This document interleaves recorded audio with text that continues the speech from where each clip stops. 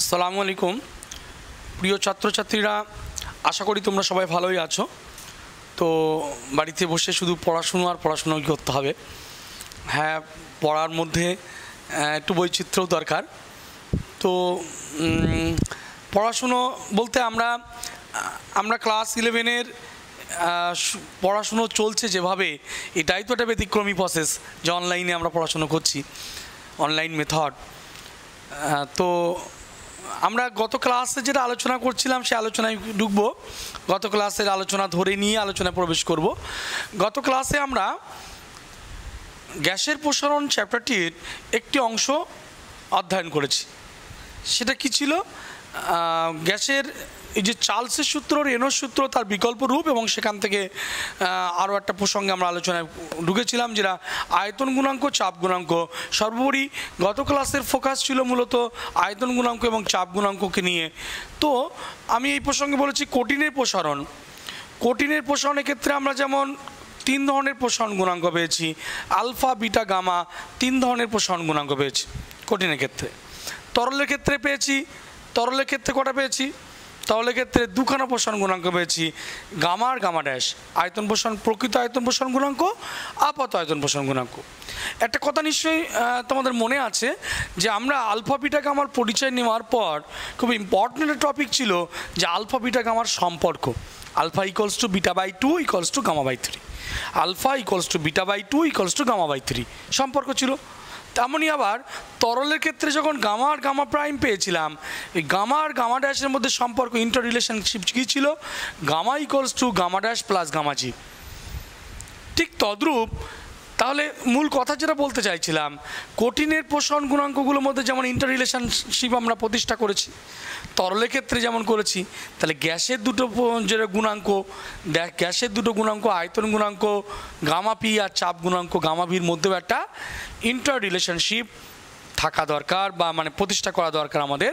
তো আমরা এই মুহূর্তে যে টপিকে প্রবেশ করছি, খুব ইম্পর্টেন্ট টপিক, যে গামা পি এবং গামা ভি অর্থাৎ আয়তন গুণাঙ্ক এবং চাপ গুণাঙ্কের মধ্যে সম্পর্ক।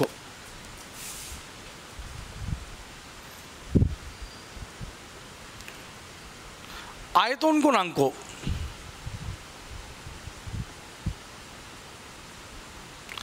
আয়তন গুণাঙ্ক গামা পি ও চাপ গুণাঙ্ক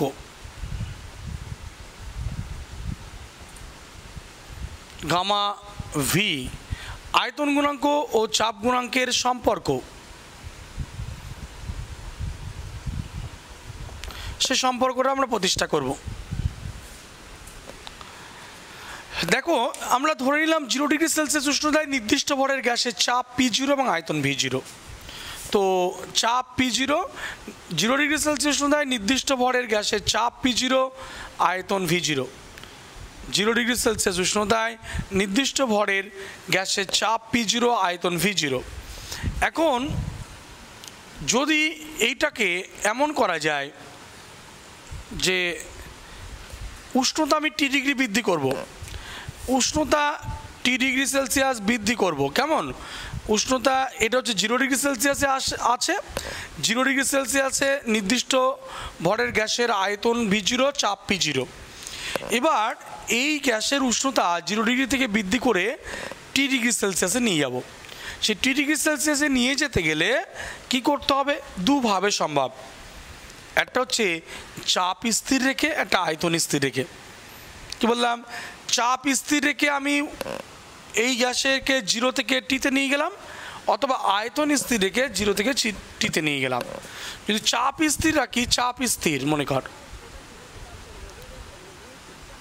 চাপ স্থির, যদি চাপ স্থির রাখা হয়, চাপ স্থির রাখলে কি এক্ষেত্রে চার্লসের সূত্র অ্যাপ্লিকেবল। চাপ স্থির রাখলে চার্লসের সূত্র অ্যাপ্লিকেবল। সেক্ষেত্রে চাপ P0 রইবে, আর আয়তনটা হয়ে যাবে V0টা হয়ে যাবে VT। তাহলে চাপ স্থির কোন সূত্র, কার সূত্র অ্যাপ্লিকেবল? চার্লসের সূত্র, চার্লসের সূত্র। আবার যদি আয়তন স্থির রাখি, আয়তন যদি স্থির রাখি, তাহলে এক্ষেত্রে চাপের সূত্র বা রেনল্ডস সূত্র, চাপের সূত্র বা রেনল্ডস সূত্র। তাহলে সেটা কি হবে, চাপ যদি স্থির মানে আয়তন যদি স্থির থাকে তাহলে ভি জিরোটা ভি জিরোই রইল, আর পি জিরোটা হয়ে গেল পিটি, পি জিরো হয়ে গেল পিটি। কেমন? তো এবার তাহলে এটা কি টি ডিগ্রি সেলসিয়াস উষ্ণতা, এটাও টি ডিগ্রি সেলসিয়াস উষ্ণতা। তাহলে মূল কথা কি বললাম, 0 ডিগ্রি সেলসিয়াস উষ্ণতায় নির্দিষ্ট ভরের গ্যাসের চাপ পি জিরো, আয়তন ভি জিরো। এখন এই যে গ্যাসটাকে 0 ডিগ্রি সেলসিয়াস থেকে টি ডিগ্রি সেলসিয়াসে নিয়ে গেলাম, দুটো প্রসেস। একটা হচ্ছে একবার চাপ স্থির রেখে উষ্ণতা 0 থেকে টি করলাম, এটা কি বললাম, আয়তন স্থির রেখে উষ্ণতা 0 থেকে টি ডিগ্রি সেলসিয়াস করলাম। এবার তাহলে এই গ্যাসটা কোন উষ্ণতায় আছে, টি ডিগ্রি সেলসিয়াস, এটা কোথায়, টি ডিগ্রি সেলসিয়াস। এই দুটোর ক্ষেত্রেই কি উষ্ণতা তো একই, এই দুটোর মধ্যে যদি উষ্ণতা একই হয় তো এখানে একটা সূত্র চলবে, যেহেতু উষ্ণতা স্থির, এই দুটো ক্ষেত্রে উষ্ণতা একই, যদি উষ্ণতা স্থির হয় তাহলে কোন সূত্র চলবে রে, উষ্ণতা যদি স্থির হয় এক্ষেত্রে অ্যাপ্লিকেবল হচ্ছে বয়েলস ল, বয়েলের সূত্র, বয়েলের সূত্র। যেহেতু এটাও টি ডিগ্রি সেলসিয়াস, এটাও টি ডিগ্রি সেলসিয়াস, তাহলে আমি এর মধ্যে বয়েলস ল অ্যাপ্লাই করতে পারবো। তো উদ্বোধনী কথাবার্তা বলে নেওয়ার পর তারপরে কি করবি, এই টোটাল ম্যাটারটা বলবি, যেটা বললাম যে স্থির মানে 0 ডিগ্রি সেলসিয়াস উষ্ণতায় নির্দিষ্ট ভরের কোনো গ্যাসের চাপ পি জিরো, আয়তন ভি জিরো। এখন এই গ্যাসের উষ্ণতা 0 থেকে টি ডিগ্রি সেলসিয়াস করলাম, একবার চাপ স্থির রেখে একবার আয়তন স্থির রেখে। তো উভয় ক্ষেত্রে যেহেতু উষ্ণতা টি ডিগ্রি সেলসিয়াস, তাই বয়েলের সূত্র প্রযোজ্য। তাহলে বয়েলের সূত্র অনুযায়ী কি বলা যাবে, বয়েলের সূত্র অনুযায়ী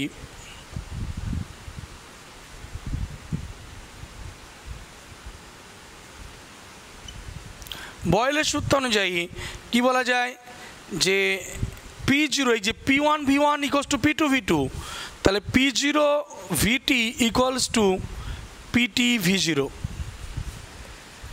P one V one equals to P two V two, তাহলে P zero V one equals to P T V zero. এবার দেখ পি জিরোটা পি জিরো রইল, ভিটি ইকুয়ালস টু কী লেখা যায়, একটু আগেই আমরা করেছি, গত ক্লাসে করেছি কি V T equals to V zero into 1 plus gamma P T পেয়েছিলাম না, V T equals to V zero into 1 plus gamma P T আমরা পেয়েছিলাম। গামা পি হচ্ছে আয়তন গুণাঙ্ক, আর এদিকে পিটিটাকে কী লেখা যায়, P zero into 1 plus gamma V T, এই গামা ভি হচ্ছে চাপ গুণাঙ্ক ইন্টু ভি জিরো। উভয় পক্ষে P zero V zero cancel, তাহলে কী হলো 1 plus gamma P T equals to 1 plus gamma V T. উভয় পক্ষে 1 ক্যান্সেল, টি ক্যান্সেল, তাহলে কী এলো রে, এই যে gamma P T equals to gamma V T, টিটা ক্যান্সেল করলে gamma P equals to gamma V, অর্থাৎ আয়তন গুণাঙ্ক এবং চাপ গুণাঙ্কের মান সমান, আয়তন গুণাঙ্ক চাপ গুণাঙ্ক আমরা সমান পেলাম। বোঝা গেছে? তো আমরা কঠিনের ক্ষেত্রে আলফা বিটা গামার সম্পর্ক পেয়েছিলাম, alpha equals to beta by 2 equals to gamma by 3, তিনটি গুণাঙ্কের সম্পর্ক। তরলের ক্ষেত্রে পেয়েছিলাম gamma equals to gamma dash plus gamma G, আর গ্যাসের ক্ষেত্রে পেলাম gamma P equals to gamma V. তো আমরা গুণাঙ্কগুলো সম্পর্কে জানলাম। কেমন? এবার নেক্সট টপিক সেটা হচ্ছে বয়েল ও চার্লস ও বয়েলের সমন্বয় সূত্র। নেক্সট টপিক চার্লস ও বয়েলের সমন্বয় সূত্র।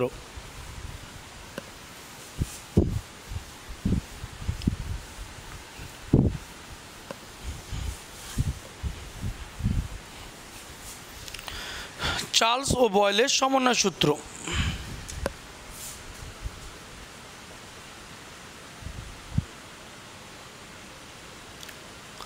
চার্লস ও বয়েলের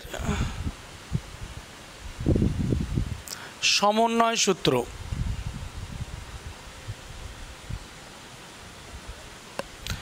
চার্লস ও বয়েলের সমন্বয় সূত্র, আমরা নির্দিষ্ট ভরের গ্যাস নিলাম, গ্যাস নিয়ে তার যদি চার্লসের সূত্র অ্যাপ্লাই করি আর বয়েলের সূত্র অ্যাপ্লাই করি তাহলে কী হয় দেখি। আমরা নির্দিষ্ট ভরের গ্যাস নিলাম, সেই গ্যাস নিয়ে স্থির উষ্ণতায় বয়েলের সূত্র যদি অ্যাপ্লাই করি বয়েলের সূত্র অনুযায়ী কি বলা যায়? বয়েলের সূত্র বলছে V is proportional to 1/p, V is proportional two 1/t যখন গ্যাসের ভর m আর উষ্ণতা স্থির। আবার চার্লসের সূত্র অনুযায়ী কি বলা যায়? V is proportional to T. আমরা গত ক্লাসে করেছি যে চার্লসের সূত্রের বিকল্প রূপ V is proportional to T. তাহলে V is proportional to T যখন কি গ্যাসের ভর আর গ্যাসের চাপ স্থির। তো V is proportional to 1/p আর V is proportional to T, তাহলে যৌগিক ভেদ দিয়ে করলে কি হবে? অতএব V is proportional two t/p, और এখান থেকে বলা যায় P V equals to K T. P V equals to K T, K হলো সমানুপাতিক ধ্রুবক, কে কনস্ট্যান্ট, প্রপোর্শনালিটি কনস্ট্যান্ট। তাহলে পিভি ইকুয়ালস টু কেটি, এই যে সম্পর্ক পেলাম এখান থেকে তো বলা যায় P V by T equals to K, P V by T equals to K মানে কনস্ট্যান্ট। তাহলে অতএব বলা যায় P1 V1 by T1 equals to P2 V2 by T2। খুব পরিচিত ইকুয়েশন তোদের কাছে আশা করি মাধ্যমিকে করেছিস, তাই না? P1 V1 by T1 equals to P2 V2 by T2। দেখ বয়েলের সূত্রে যেমন পিভি কনস্ট্যান্ট ছিল, পিভি কনস্ট্যান্ট মানে আমরা লিখেছিলাম P1 V1 equals to P2 V2। তাহলে এখানে পিভি বাই টি কনস্ট্যান্ট মানে কি লেখা যাবে? P1 V1 by T1 equals to P2 V2 by T2। আমরা চার্লস বয়েলের সমন্বয় রূপ পেলাম, চার্লস ও বয়েলের সমন্বয় রূপ পেলাম। কেমন? তাহলে পিভি, এই যে এর মধ্যে পিভি ইকুয়ালস টু কেটি, এটাকে আদর্শ গ্যাস সমীকরণ বলা হয়, পিভি ইকুয়ালস টু কেটি। তাহলে আমরা চার্লস বয়েলের সমন্বয় রূপ প্রতিষ্ঠা করলাম এবং শেষমেশ যেটা পেলাম P1 V1 by T1 equals to P2 V2 by T2, এটা কিন্তু নিউমেরিক্যালি মানে প্রচুর নিউমেরিক্যাল সলভ করতে গেলে আমাদের এই ইকুয়েশনটা কাজে লাগবে। ঠিক আছে, নিউমেরিক্যাল সলভ করতে গেলে সেই অর্থে কিন্তু এটা খুব গুরুত্বপূর্ণ রিলেশন। চার্লস বয়েলের সমন্বয় রূপ পেলাম আমরা। এবার একটু আমরা আলোচনা করব তোদের পরিচিত একটা জিনিস, সেটা হচ্ছে সার্বজনীন গ্যাস ধ্রুবক বা মোলার গ্যাস ধ্রুবক। কি বললাম? সার্বজনীন বা মোলার গ্যাস ধ্রুবক।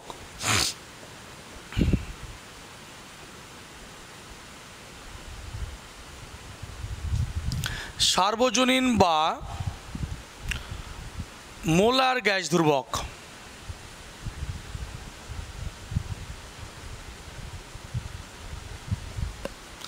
এই সার্বজনীন বা মোলার গ্যাস ধ্রুবক ক্যাপিটাল আর, সার্বজনীন বা মোলার গ্যাস ধ্রুবক সেটা হচ্ছে ক্যাপিটাল আর। এখন দেখ একটু আগে যে রিলেশন পেলাম চার্লস বয়েলের সমন্বয় সূত্র প্রতিষ্ঠা করতে গিয়ে, সেখানে পেয়েছিলাম কি রে? পিভি ইকুয়ালস টু কেটি, এরকম একটা সম্পর্ক পেয়েছিলাম, মনে আছে? পিভি ইকুয়ালস টু কেটি পেয়েছিলাম তো। এবার দেখ এখান থেকে যদি বলা যায় যে PV by T equals to constant, অর্থাৎ এই কে হচ্ছে ধ্রুবক, যে ধ্রুবকটা গ্যাসের ভরের উপর নির্ভর করে। কেন? দেখ চাপ এবং উষ্ণতা স্থির রেখে যদি গ্যাসের আয়তন দ্বিগুণ করা হয়, ভরও দ্বিগুণ হয়ে যাবে, ঠিক কিনা বল? যদি চাপ এবং উষ্ণতা স্থির রাখি, চাপ পি উষ্ণতা টি যদি স্থির রাখি, চাপ এবং টি মানে উষ্ণতা, চাপ এবং উষ্ণতা স্থির রেখে নির্দিষ্ট ভরের কোনো মানে চাপ এবং উষ্ণতা স্থির রেখে যদি গ্যাসের আয়তন দ্বিগুণ করা হয়, তাহলে ভরও দ্বিগুণ হয়ে যাবে, তাহলে কেও দ্বিগুণ হয়ে যাবে। বুঝলি না? চাপ এবং উষ্ণতা স্থির রেখে যদি আয়তন দ্বিগুণ করা হয়, তাহলে গ্যাসের ভর দ্বিগুণ হয়ে যায়। তাহলে গ্যাসের ভর যদি দ্বিগুণ হয়ে যায়, তাহলে কে এর মানও তো দ্বিগুণ হয়ে যাবে। তার মানে বলা যেতে পারে কে কনস্ট্যান্টটা গ্যাসের ভরের সমানুপাতিক। এবার দেখ তাহলে আমরা পেলাম পিভি ইকুয়ালস টু কেটি। যদি 1 মোল বা 1 গ্রাম অণু, 1 মোল বা 1 গ্রাম অণু গ্যাসের ক্ষেত্রে, 1 মোল বা 1 গ্রাম অণু গ্যাসের ক্ষেত্রে কি বলা যায়? 1 মোল বা 1 গ্রাম অণু গ্যাসের ক্ষেত্রে আমরা লিখতে পারি পিভি ইকুয়ালস টু, এখান থেকে পিভি ইকুয়ালস টু কে এর জায়গায় হচ্ছে আর। 1 মোল বা 1 গ্রাম অণু গ্যাসের ক্ষেত্রে কে এর পরিবর্তে আর লেখা হয়, কে ইকুয়ালস টু আর, কে জায়গায় আর লেখা হয়, তাহলে P V equals to R T, P V equals to R T. তাহলে 1 মোল বা 1 গ্রাম অণু গ্যাসের ক্ষেত্রে ইকুয়েশনটা P V equals to R T. যদি এন মোল নিই, এন মোল গ্যাসের এন মোল